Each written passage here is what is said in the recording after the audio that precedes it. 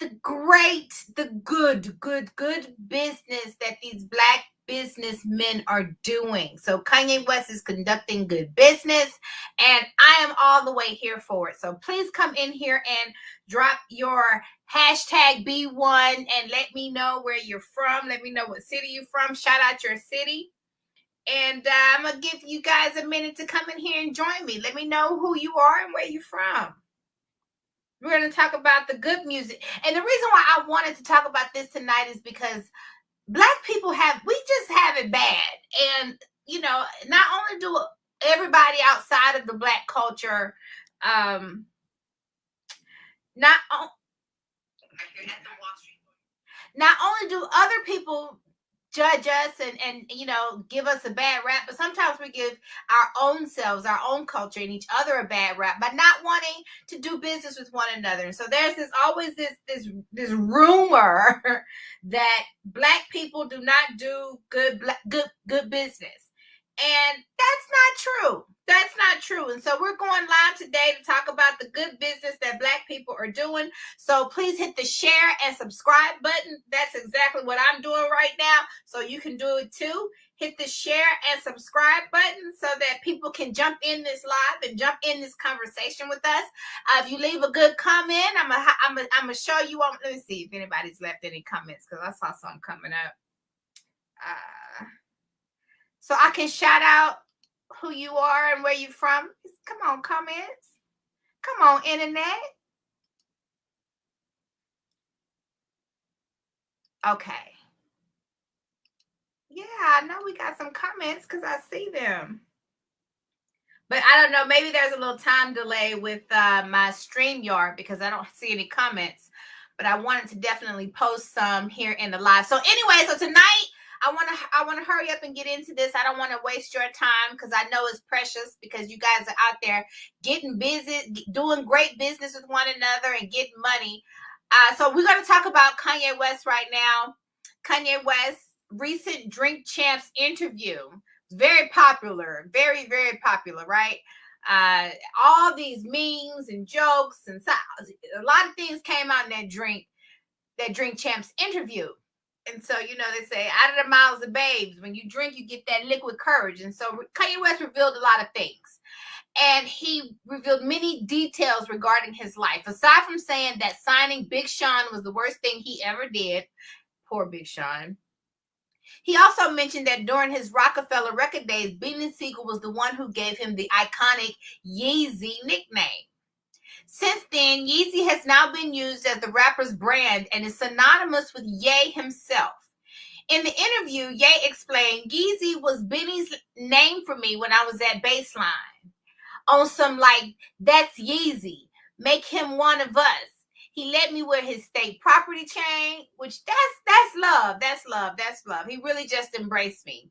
He also said that since then, he has been trying to find a chance to compensate Sigel for coming up with the name for his billion-dollar brand.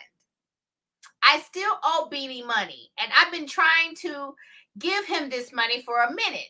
I've been trying to give it to him. This man made up the name. It's like, you know, the lady who made up the Nike swoosh. Just do it. Phil Knight went back and made sure she was straight.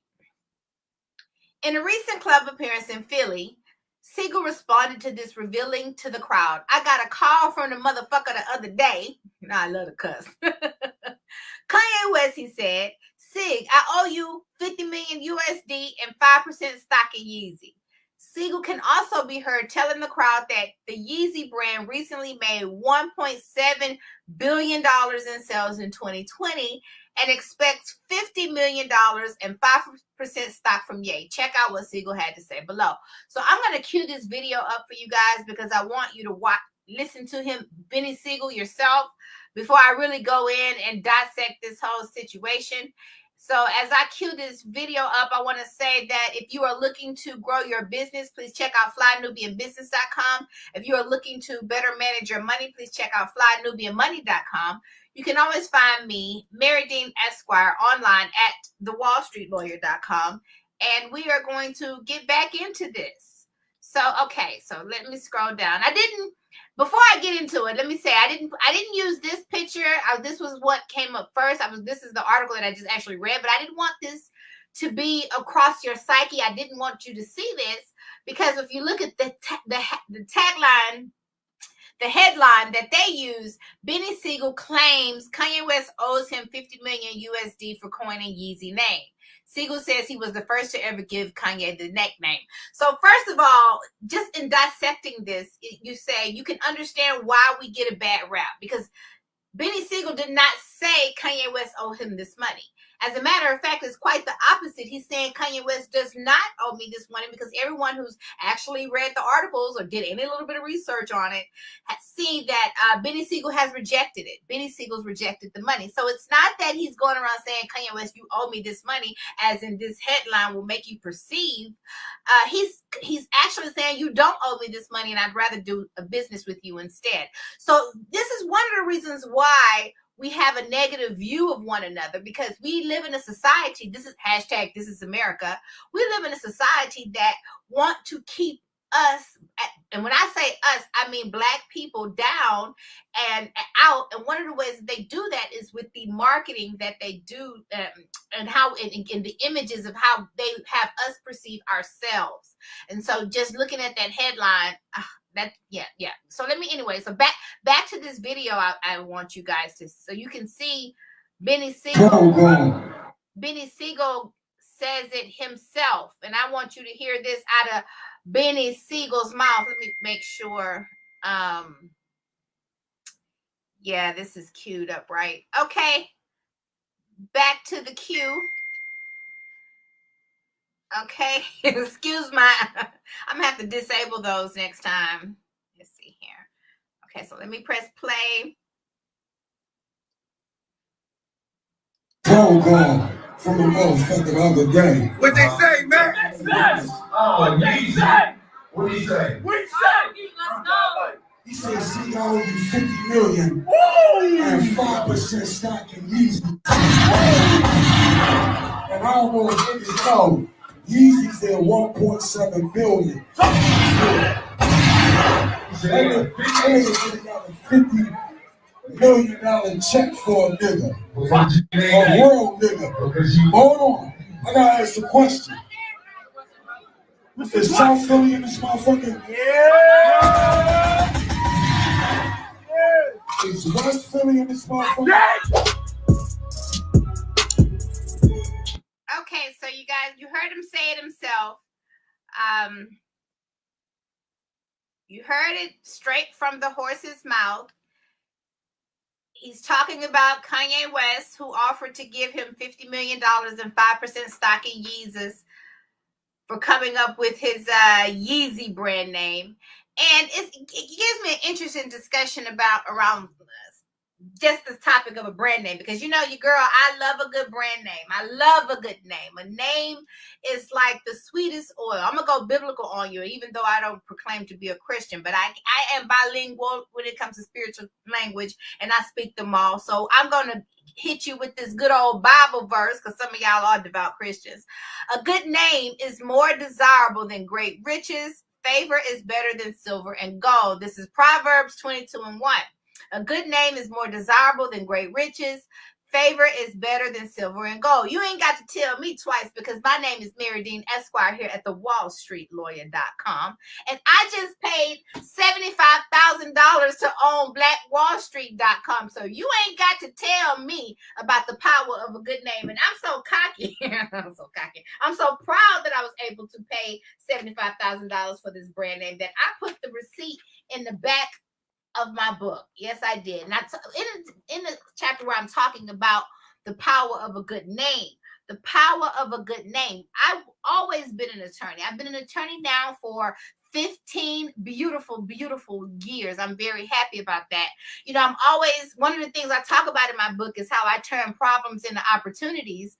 And one of them is, you know, I would never even become an attorney if people told me I could never become one. So, you know, I've been an attorney for 15 years, and I was the Dean Law Firm, the law office of Mary Dean Esquire, the law office of Mary Dean Esquire first. Then I became the Dean Law Firm, which is what I am now. But I became the WallStreetLawyer.com in 2015. And when I say becoming the wallstreetlawyer.com really souped up my brand name. Oh, and I got to tell you how I became the wallstreetlawyer.com, because it's one of my favorite stories to tell. And I am long-winded. We ain't got nothing but space and opportunity and time on our hands. So I'm going to tell you how I became the wallstreetlawyer.com, because this is a name that God gave me in a very dark, dark place for me. I actually told this, story to Dr. Boyce Watkins himself the other day in one of our meetings. I love telling this story. I even got a little teary-eyed. You might not see a little tear in these big old glasses, but I digress. So how did I acquire the name thewallstreetlawyer.com? So one of the things I talk about in my book, like I said, is the law of adversity, turning problems into opportunities. So it's 2014, my bad. And hashtag B1, everybody, Brian Taylor Bridges, hashtag B1. Charisma milestones, hashtag B1, charisma milestone. Somebody I shared the chat with. Yes, ma'am. Yes, ma'am. JPRGradio.com checking in, hashtag B1. Okay, we got Antonia Jackson. Hey, Queen, B1. So everybody dropping that B1. I love when I'm not talking to myself. Glad to know I got friends. Glad to know I got some friends. Okay, so how did I become the wallstreetlawyer.com in my darkest hour? At the time, I was calling myself the Dean of Law. And my other business partner was, because we were the deans. That's just what it was. And I got one of the darkest calls of my life. Okay, I got a call that my business partner and best friend, and if I thought we were kindred spirits, if I ever knew one, we were two peas in a pod. And he called me while he was under the influence of crystal meth, and it tore me up. When I got off that phone call, I remember writing on the wall, "I see God all around me," and I wrote the date and I wrote the time. It was literally a week before my 33rd birthday, which, in the Bible, Jesus died at the age of 33. And so I call that your Jesus year. I did have a death and a rebirth, born again as the wallstreetlawyer.com. So but at that time, so I'm the Dean of Law, the law office of Mary Dean Esquire, doing my thug thizzle, working in the financial capital of the world. And I got that call. So when I got off the phone, I wrote on the wall, "I see God all around me." I wrote the date and I wrote the time. And I looked at the wall and just boo-hoo, boo-hoo, boo-hoo. Just threw a grown woman temper tantrum, threw stuff, yelled, kicked, screamed, all the whole nine. And then I took out my magic marker and I wrote on the wall. I said, all right. So then I began to ask God, well, who am I? Who am I? Who am I? Obviously, I'm not the Dean of Law. We're not the deans. This is not happening. My business partner is flaking. My business partner has this drug addiction, things, so who am I? Who am I? Who am I? You got me down here working in the financial district. I'm working for the man, but it's Occupy Wall Street at the time. And so I'm out there with my picket sign on my lunch break, but then I'm going back to work, working for Goldman Sachs, representing the Fortune 500 company, during these litigation, because if, at that time, right after the housing market crash, if you was an attorney, you could get that work. All of the big banks were being sued, and Goldman Sachs was as well. So I was not Goldman Sachs. I'm sorry. Goldman Sachs, the law firm, Goldman Sachs was being sued. Yes. The law firm was Sullivan and Cromwell. Oh God. They give us free. Thank God that I ain't working like that no more. But yes, Sullivan and Cromwell, the law firm representing Goldman Sachs in the financial capital of the world. That's what I did. And so I keep working for the man. I felt like I was on the wrong side of history. And so I really, really searching, God, you told me to go. You told me to go. I followed. You came to me a dream. You told me to go. I went. I did exactly what you told me to do. And here I am in the financial capital of the world, working for the man. I went to Thurgood Marshall School of Law. A lawyer who is not a social engineer is a social parasite. So what are you doing? Why am I here? Who am I? Who am I? Who am I? And I felt that, and that was just, kind of meditating. Who am I? Who am I? Who am I? Who am I? And then that's when I finally heard him say, I heard, "You are the wallstreetlawyer.com." That is what I heard. And I bought the wallstreetlawyer.com. It was available, and got my office on Wall Street, the Dean Law Firm, PLLC, at the wallstreetlawyer.com. And so that is how the brand name came to me. It was not something that I don't think that I was clever enough to come up with that brand name. But I can tell you that when I got that, when I added the wallstreetlawyer.com brand name onto my practice and my law firm and what I was doing, business went up. Business went up. People could see who I was and all that I did just based on the brand name, and it drew people in. It drew people in, and it does take me back to that Bible verse, Proverbs 22:1. A good name is more desirable than great riches. Favor is better than silver and gold. And obviously our good dear brother Kanye West knows this. He knows the value of a name. And so he offers to pay Beanie Sigel $50 million plus 5% stock in his Yeezy brand. In his Yeezy brand. So one thing I want to know, guys, would you have taken the $50 million? Would you have taken the $50 million, or would you have said to Kanye West, you know what, keep your money, but I would rather do business with you. Can we do a business deal? Can show a man, give a man fish, he'll eat for a day. Show a man how to fish and he'll eat for a lifetime.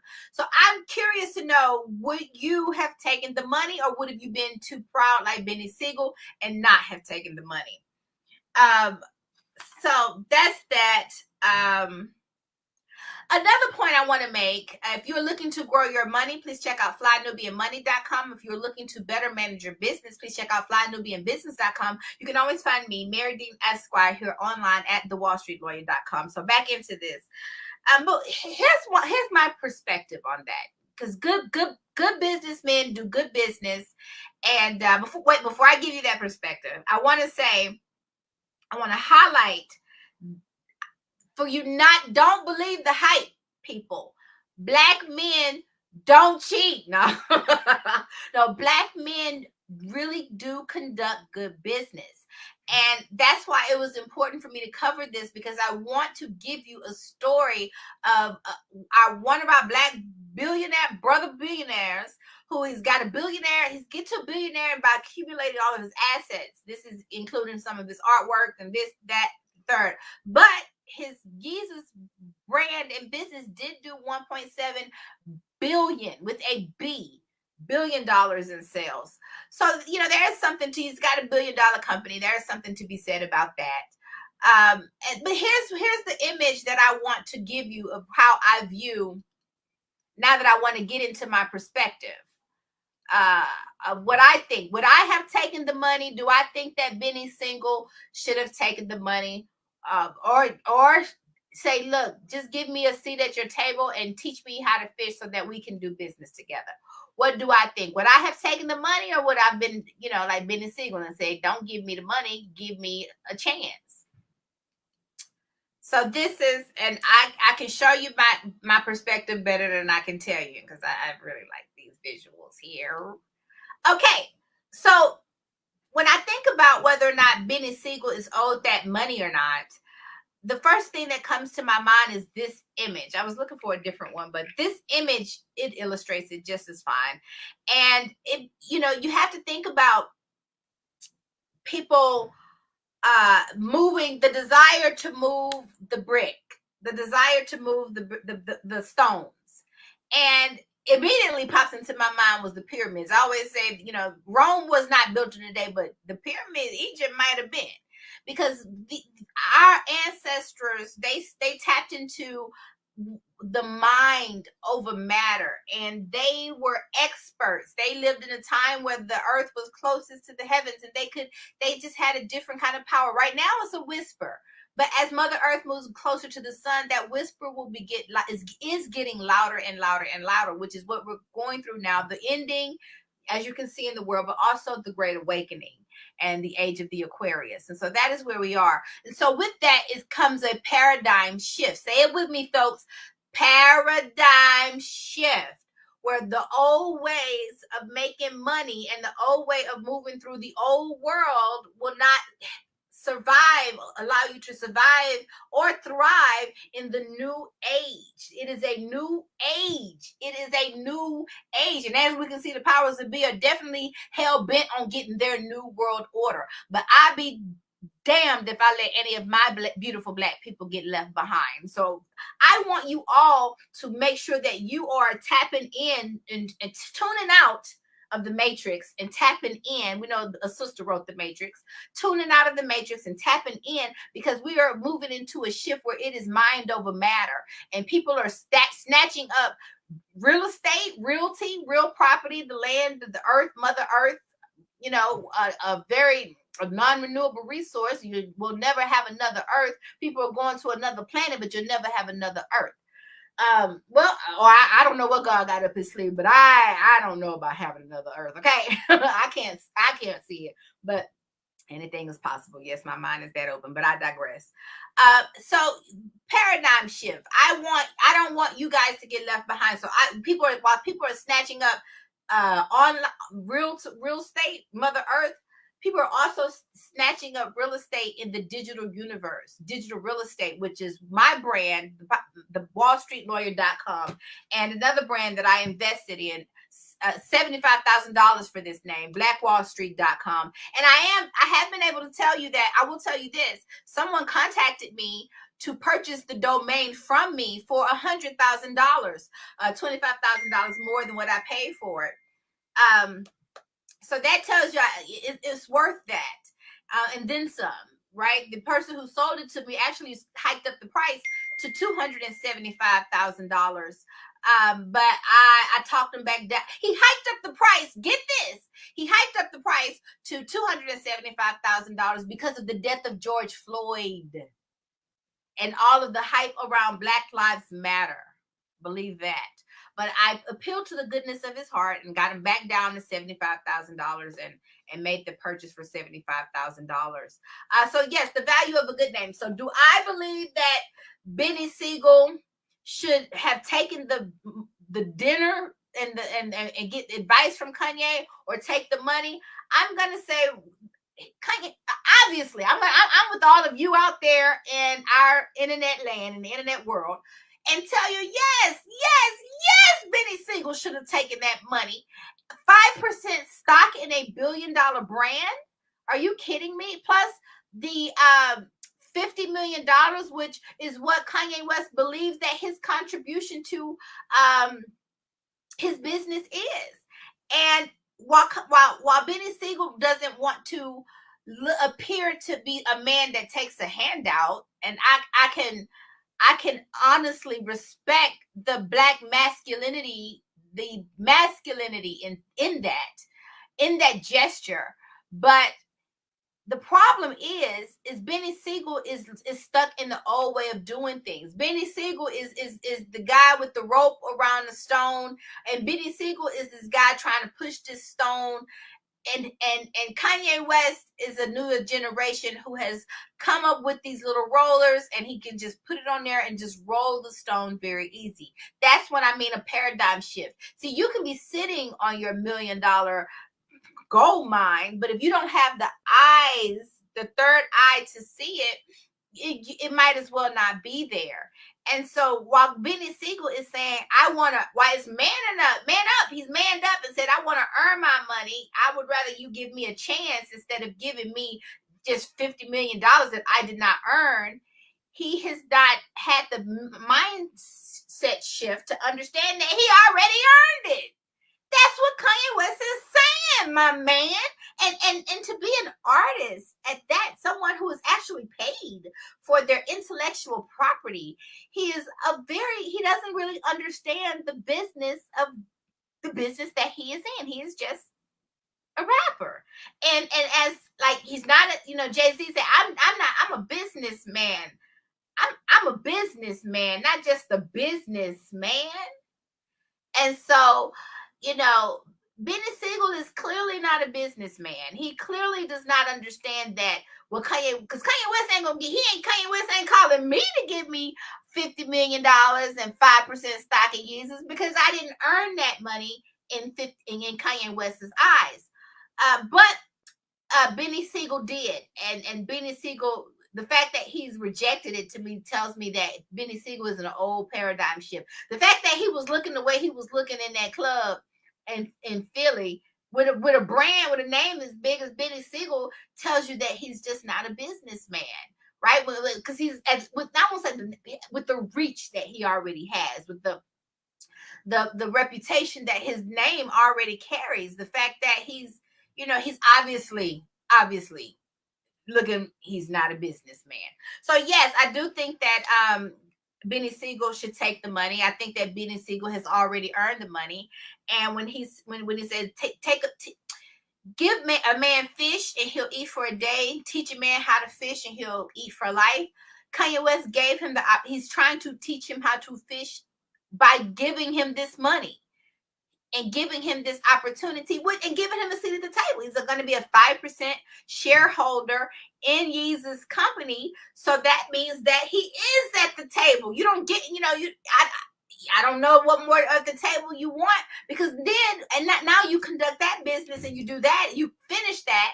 And then the opportunities that, what do you think about this brand? What do you think about this name? What do you think about this? What do you think about this? I mean, the relationship is already there, and the business relationship has now started, and more business can definitely be done on top of such a wonderful foundation. So I do think that Beanie Sigel should have taken that money. I think that Beanie Sigel has already earned the money. I think that is the only reason why Kanye West has offered him the money, and shame on him for not taking it.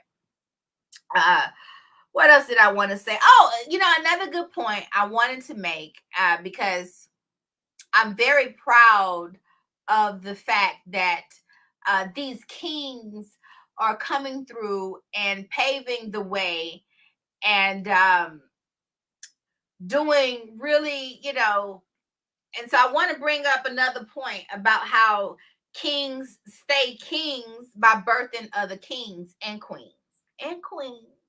Fly Nubian Queen. If you are looking to grow your money, please check out flynubianmoney.com. If you're looking to better manage your business, please check out flynubianbusiness.com. You can always find me, Mary Dean Esquire, here online at thewallstreetlawyer.com.